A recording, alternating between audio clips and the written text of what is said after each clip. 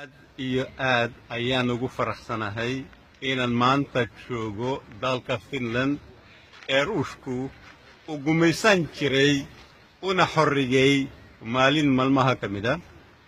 Waxaan ku faraxsanahay inaan shirkii aan ka qayb galay aan kula kulmay dad badan oo indhergarata ah oo Soomaaliyeed. Waxaan raalli ka ahay in aanu isdaafsanay ra'yiyo ku saabsan sidii loo horumarin lahaa af Soomaaliga, sidii loo kaydsan lahaa suugaanta hiddaha ah ee afkii hore laga dhaxlay.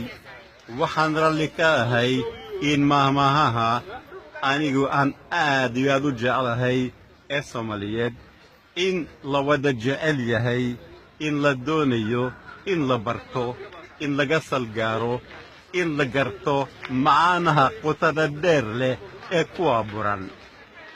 Mahmaahaha aan si aad u jeclahay waxaa ka mid ah nin maqan tebidii waa nin jooga ceebtii. Dad badan oo dhalinyaro ah ma garanayaan macnaha ku qarsoon mahmaahda aan soo sheegay. Laakiin haddii Ali uu joogo oo Maxamed la tebayo, Ali waa maxay? Waa iga su'aal, waa wax matare. Waayo haddii uusan qaban karin shaqadii laga filayay ama laga doonayay, Maxamed weeye nin loo baahan yahay. Rag waraggii hore hadalla waa intuu yidhi. Aniga waxaan kula dardaarmayaa dadka da'da yar ee Soomaaliyeed meelay joogaanba inay si kasta u noqotaba ay u bartaan afkooda hooyo. Af Soomaaligu waa mergii oo kale oo hadba danka loo jiido u jiidma.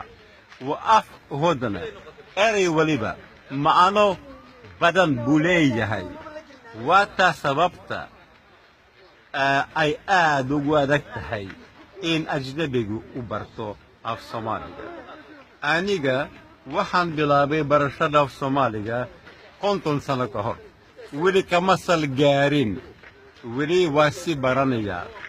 Waxaan doonayaa dhalinyarada Soomaaliyeed inay ila bartaan afkooda hooyo ee aad iyo aad u macaan u qurxoon.